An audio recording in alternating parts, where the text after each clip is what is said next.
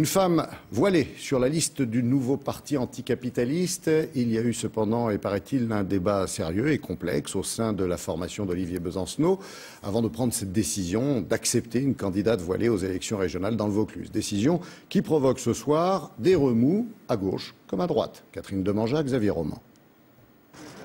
Sa candidature fait sensation. Ilham Moussaïd est la première femme à faire campagne avec le voile.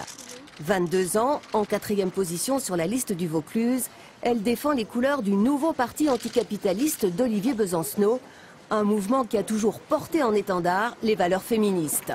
Mais elle récuse le paradoxe.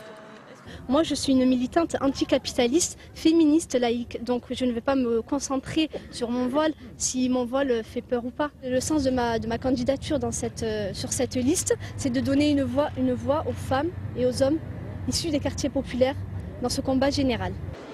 En plein débat sur l'identité nationale, cette candidature suscite des remous. Députés socialistes et UMP parlent dans un même élan d'une provocation.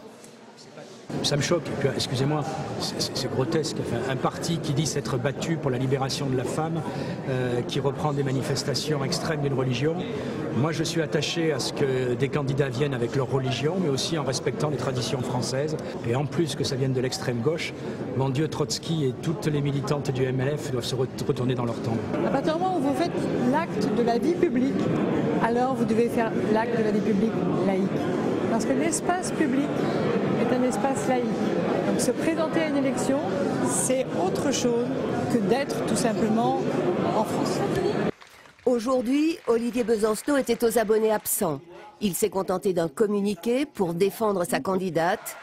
La foi, écrit-il, est une question privée qui ne saurait faire obstacle à la participation à notre combat.